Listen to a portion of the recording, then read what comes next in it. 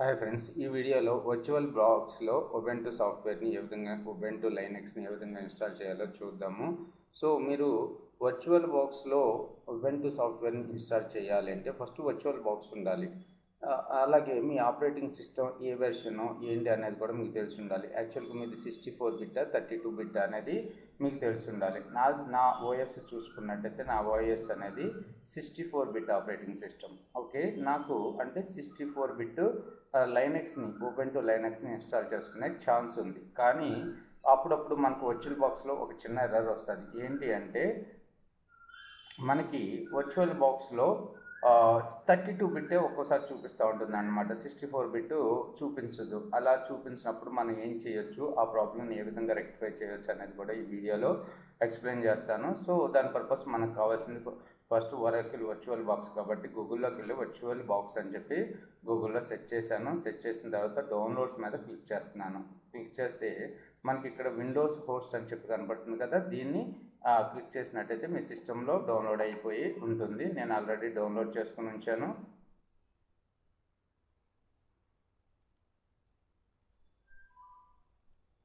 Okay, virtual box ఇది size ఎంత ఉంటుంది అంటే 108 MB ఉంటుంది. దీని మీద డబుల్ క్లిక్ చేసి మీరు step by step procedure follow అయిపోండి. రన్ను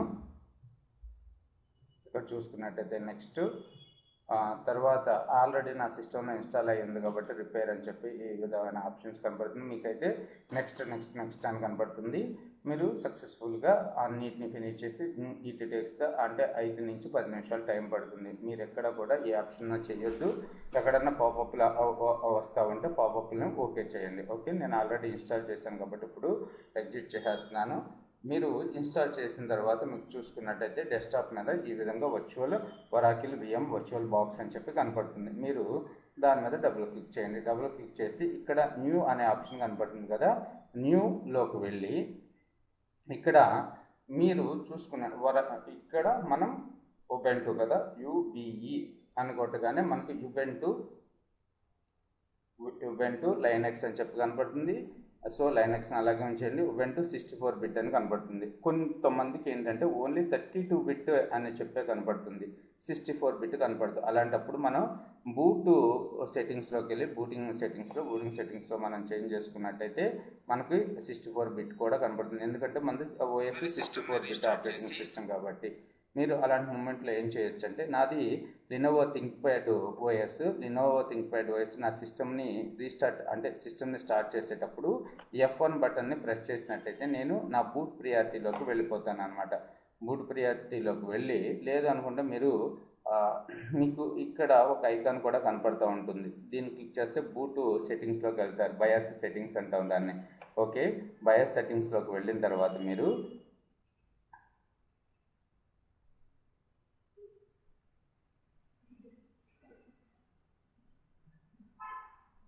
బయాస్ సెట్టింగ్స్లో కాన్ఫిగ్ సెట్టింగ్ అని చెప్పి కనపడుతూ ఉంటుంది. కాన్ఫిగ్ సెట్టింగ్స్లోకి వెళ్ళండి. వెళ్ళిన తర్వాత CPU సెట్టింగ్స్లోకి వెళ్ళినట్టయితే అంటే ఏరో బటన్స్ యూజ్ చేయండి. ఈ arrow buttons plus enter button use చేసి ఇక్కడ చూడండి వర్చువలైజేషన్ టెక్నాలజీ అనేది కరెంట్ సెట్టింగ్స్ చూసుకున్నట్టయితే మీకు మీ దాంట్లో అయితే డిజేబుల్ చేసి ఉంటుంది. మీరు ఈ ఆప్షన్ ఎక్కడ ఉంటుందో చూడండి. లేదు అనుకుంటే గూగుల్లో మీ ల్యాప్టాప్కి వర్చువలైజేషన్ టెక్నాలజీ ఏ విధంగా ఎనేబుల్ చేసుకోవచ్చు అనేది మీరు గూగుల్లో సెర్చ్ చేసినట్టయితే కనపడుతూ ఉంటుంది. నేను ఇప్పుడు దీన్ని ఎనేబుల్ చేసి ఎంటర్ చేస్తున్నాను. ఎంటర్ చేసి F10 చేసినట్టయితే సేవ్ అండ్ ఎగ్జిస్ట్ అవుతుంది. మన సిస్టమ్ అనేది స్టార్ట్ అయిన తర్వాత మీరు ఇక్కడ చూసుకున్నట్టయితే 64 బిట్ కూడా బై డిఫాల్ట్గా వచ్చేసి ఉంటుంది. తర్వాత ఏం చేస్తారంటే నెక్స్ట్ మీద క్లిక్ చేయండి. యాక్చువల్గా ఇక్కడ మెమరీ సైజ్ అని కనపడుతుంది కదా, మన యొక్క ర్యామ్ సైజ్ ఎంత ఉంది, నా సిస్టమ్ యొక్క ర్యామ్ సైజు 4 GB ర్యామ్ అనమాట. మీరు మీ యొక్క వర్చువల్ మిషన్ యొక్క ర్యామ్ సైజు ఎంత పెట్టుకోవచ్చు అంటే లెస్ దాన్ దట్, అంటే లెస్ దాన్ మిడిల్, అంటే ఇక్కడ చూడండి, ఇక్కడ మనకు ఆప్షన్ చూపిస్తుంది, మనం ఇక్కడ వరకు పెట్టుకోవచ్చు అనమాట. మీరు సింపుల్గా దీన్ని తీసుకొచ్చి మీ ర్యామ్ సైజులో సగం కన్నా కొద్దిగా తక్కువగా పెట్టుకోండి, ఎందుకంటే కొద్దిగా ఫాస్ట్గా లోడ్ అవుతూ ఉంటుంది. తర్వాత చూసుకున్నట్టయితే నెక్స్ట్ ఇక్కడ do not add virtual hard disk, create a virtual hard disk now, use the existing virtual hard disk file అని చెప్పి మీ దగ్గర హార్డ్ డిస్క్ ఫైల్ ఉన్నట్టయితే వాడుకోండి. మనం ఇప్పుడు వర్చువల్ హార్డ్ మనం create a virtual hard disc now అని చెప్పి దీన్నే బై డిఫాల్ట్గా ఉన్న దాన్ని ఉంచేసేసి తర్వాత క్రియేట్ మీద క్లిక్ చేస్తున్నాను. క్రియేట్ మీద క్లిక్ చేసినట్టయితే video virtual box disk image అని కనపడుతుంది కదా, దాని మీద క్లిక్ చేయండి. తర్వాత నెక్స్ట్ మీద క్లిక్ చేయండి. తర్వాత చూసుకున్నట్టయితే డైనమికల్లీ అలోకేటెడ్ అని చెప్పి కనపడుతుంది. డైనమికల్లీ అలోకేటెడ్ మీద క్లిక్ చేయండి. క్లిక్ చేసిన తర్వాత ఉబుంటు మీకు ఈ ఫైల్ ఎక్కడ సేవ్ అవ్వాలి అనేది మీకు ఇక్కడ ఆప్షన్ ఇస్తుంది. ఇక్కడ చూడండి, వెంకట్లో వర్చువల్ బాక్స్ విఎంఎస్లో ఉబుంటు అనే ఫోల్డర్లో వర్చువల్ బాక్స్ ఇమేజ్ ఫైల్ని క్రియేట్ చేస్తున్నాను. సో దీని సైజ్ వచ్చి మినిమం 20 GB ఇస్తే బాగుంటుంది అనమాట. 20 GB ఇస్తున్నాను. ఎందుకంటే ఈ 20 GB మీరు ఇస్తున్నారంటే ఇక్కడ సి డ్రైవ్లో కదా, మీ సి డ్రైవ్లో కూడా కనీసం 20 GB స్పేస్, అంటే 20 + 20 40 GB స్పేస్ ఉండేటట్టు చూసుకోండి. లేదు మీకు వేరే డ్రైవ్స్లో ఎక్కడన్నా స్పేస్ ఉంటే ఆ డ్రైవ్స్ని చూజ్ చేసుకోండి. చూజ్ చేసుకొని క్రియేట్ మీద క్లిక్ చేయండి. క్రియేట్ మీద క్లిక్ చేసిన తర్వాత ఇప్పుడు మీరు చేయాల్సింది ఏంటంటే, ఇప్పుడు మనం ఉబుంటు లైనక్స్ని 64-bit వెర్షన్ని డౌన్లోడ్ చేసుకోవాలి. సో దాని పర్పస్ గూగుల్లోకి వెళ్ళి ఉబుంటు అని సెర్చ్ చేస్తున్నాను. సెర్చ్ చేసిన తర్వాత మనకి ఈ సైట్ ఓపెన్ చేసుకొని ubuntu.com ఇక్కడికి వచ్చి డౌన్లోడ్స్లోకి వెళ్తున్నాను.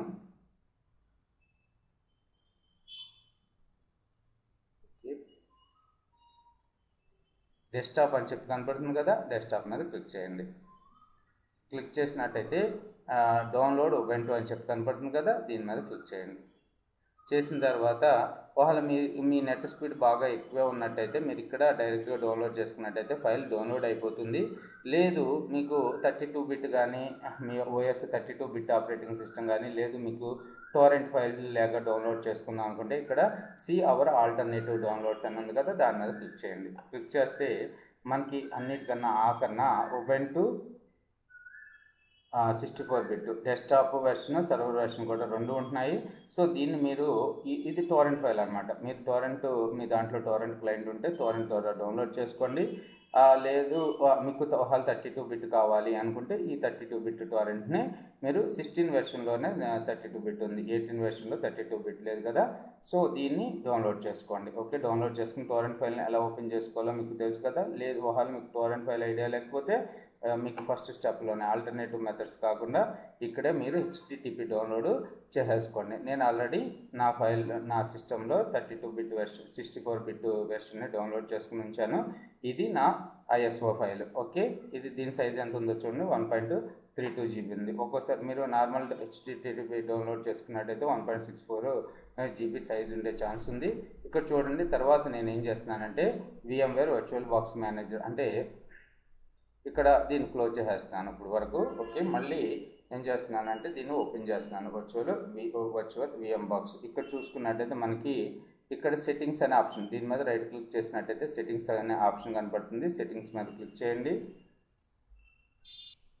ఓకే, సో 32-bit ఇక్కడ చూసుకున్నట్టయితే మనకి ఉబుంటు టైపు ఇవన్నీ కూడా మనకు కనపడుతున్నాయి. ఇవేమీ మనకి అవసరం లేదు. ఓకే, తర్వాత సిస్టంలోకి వెళ్ళండి. సిస్టంలోకి వెళ్ళి మనం ఇక్కడ ర్యామ్ సైజ్ సెట్ చేసుకున్నాం. రైటే ప్రాసెసర్లో వచ్చేసి నేను 4 CPUs ఉన్నాయని చెప్పి ఇక్కడ చూపిస్తుంది. మినిమం మీరు ఏం చేస్తారంటే ఒక 2 CPUs కింద, అంటే 2 CPUs వరకు మనం పెట్టుకునే ఛాన్స్ ఉంది కాబట్టి 2 CPUs పెట్టుకున్నాను. తర్వాత చూసుకున్నట్టయితే మనకి డిస్ప్లేలో ఇక్కడ ఏమో ఆప్షన్స్ మనం చేంజ్ చేయాల్సిన అవసరం లేదు. స్టోరేజ్లోకి వెళ్ళి స్టోరేజ్లో మీరు ఇక్కడ కంట్రోలర్ ID అని చెప్పి కనపడుతుంది కదా, ఇక్కడికి వచ్చి దీని మీద క్లిక్ చేసి ఇక్కడికి వచ్చి so choose a virtual optical disk file అనే ఆప్షన్ ఉంది కదా, ఇక్కడికి వచ్చి మీరు ఎక్కడైతే ఫైల్ని డౌన్లోడ్ చేసుకుని ఉంచారో ఓకే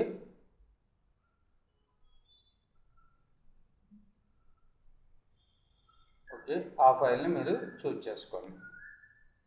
ఓకే, చూజ్ చేసుకుని ఓకే కొట్టండి. రైట్, ఇప్పుడు ఏం చేస్తారు అంటే స్టార్ట్ మీద ప్రెస్ చేయండి, క్లిక్ చేయండి. ఓకే, ఇక్కడ you have the auto captured keyboard option turn on చెప్పారు. ఇక్కడ ఆప్షన్ కనబడుతుంది కదా, ఇవి మనకేమో అవసరం లేదు, క్లిక్ చేసేయండి.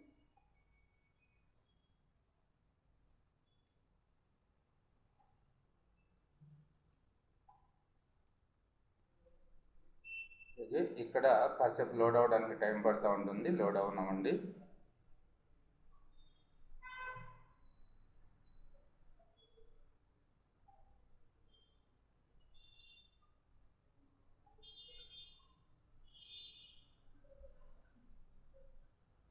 సో ఇక్కడ ఏదైతే లాంగ్వేజ్ కావాలో ఆ లాంగ్వేజ్ని చూజ్ చేసుకోండి. ఇక్కడ ఇన్స్టాల్ ఎక్స్ ఉబుంటు అని చెప్పి కనబడుతుంది కదా, దీని మీద క్లిక్ చేయండి. ఇంగ్లీష్ యూఎస్ కీబోర్డ్ లేఅవుట్ కూడా మనకి ఇక్కడ కనబడుతున్నాయి. సేమ్ ఆప్షన్స్ ఉంచండి. తర్వాత కంటిన్యూ మీద క్లిక్ చేయండి. ఓకే, ఇక్కడ చూసుకున్నట్టయితే download upsets while installing the X Ubuntu, install the third party software for graphics and wifi hardware and additional media formats. దీన్ని కూడా మీరు చెక్ చేసుకోండి. కాకపోతే కొద్దిగా టైం ఎక్కువ పడుతుంది మనకి ఉబుంటు లైనక్స్ ఇన్స్టాల్ అవ్వడానికి. దాన్ని కూడా చెక్ చేసుకుని కంటిన్యూ మీద క్లిక్ చేయండి.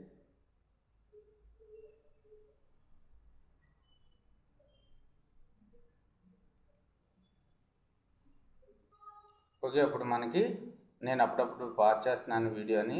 Erase disk and install Xubuntu అని చెప్పి కనపడుతుంది కదా, దాన్ని అలాగే ఉంచండి. తర్వాత ఇక్కడ ఇన్స్టాల్ నౌ మీద క్లిక్ చేయండి.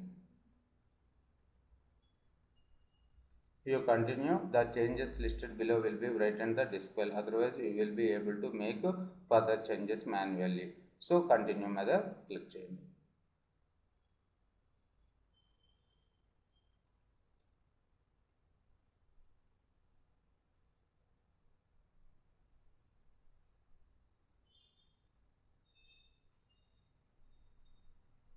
ఓకే, ఇప్పుడు మీ టైం లొకేషన్ సెట్ చేసుకోమంటుంది. మనది ఏ లొకేషన్ అయితే, నేను ఇండియాలో ఉంటాను కాబట్టి ఇండియా లొకేషన్ సెట్ చేసుకుంటున్నాను. తర్వాత కంటిన్యూ మీద క్లిక్ చేయండి. తర్వాత ఇక్కడ యువర్ నేమ్, నా నేమ్ వచ్చేసి విఎల్ఆర్ ట్రైనింగ్ అని ఇస్తున్నాను. అలాగే యూజర్ నేమ్ కూడా pick a user name user name కూడా విఎల్ఆర్ ట్రైనింగ్ అని ఇస్తున్నాను. పాస్వర్డ్ వచ్చేసి ఓకే, వీక్ పాస్వర్డ్ అంటుంది. ఓకే, పర్లేదు, ప్రాబ్లం లేదు.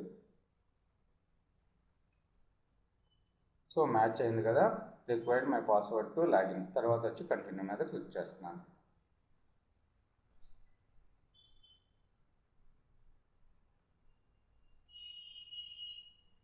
సో మనకి ఇక్కడ చాలా ఒక నియర్లీ 20 to 25 minutes పడుతుంది అనమాట. ఇక్కడ మీరు కాసేపు వెయిట్ చేయండి. ఓకే, ఇప్పుడు కంప్లీట్గా ఇన్స్టాల్ అయిపోయిన తర్వాత ఇన్స్టాలేషన్ కంప్లీట్ అని కనపడుతుంది. ఇక్కడ రీస్టార్ట్ నవ్ అనే ఆప్షన్ కనపడుతుంది. రీస్టార్ట్ నవ్ మీద క్లిక్ చేస్తే ఏమవుతుందో చూడండి.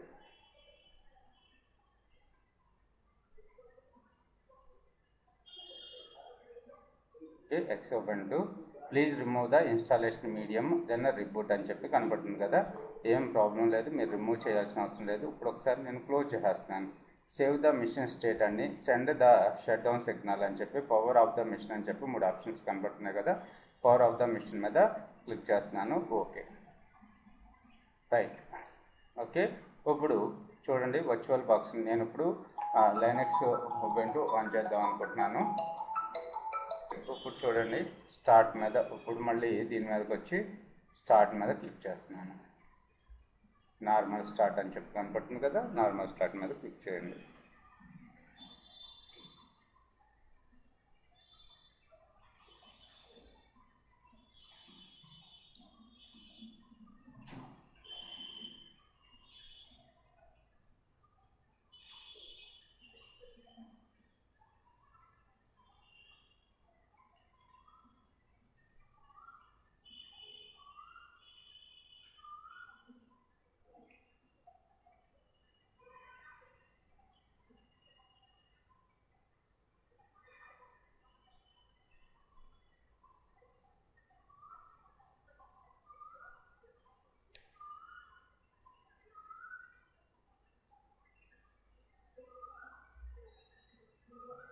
ఓకే, యూజర్ నేమ్ అని అడుగుతుంది. యూజర్ నేమ్ ఇది విఎల్ఆర్.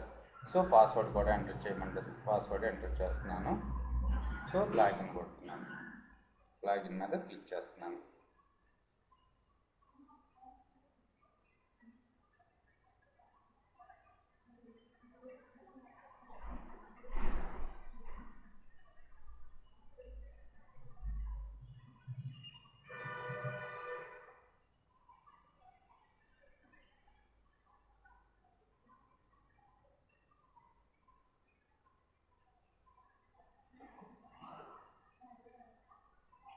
మీరు ఈ విధంగా ఉబుంటూ లైనక్స్ని వర్చువల్ బాక్స్ ద్వారా మన విండోస్ ఆపరేటింగ్ సిస్టంలో ఇన్స్టాల్ చేసుకోవచ్చు. మీకు అవసరం లేదు అనుకున్నప్పుడు మీరు ఏం చేస్తారు అంటే సింపుల్గా ఇక్కడికి వచ్చి షట్ డౌన్ చేసేయండి. Shut down. Thanks for watching this video. Please subscribe my YouTube channel for more videos. కంపల్సరీగా ఛానల్ని సబ్స్క్రైబ్ చేసుకోవడం మర్చిపోకండి. అలాగే మీకు ఫ్రీ టైం ఉన్నట్టయితే గూగుల్లోకి వెళ్ళి VLR ట్రైనింగ్ అని సెర్చ్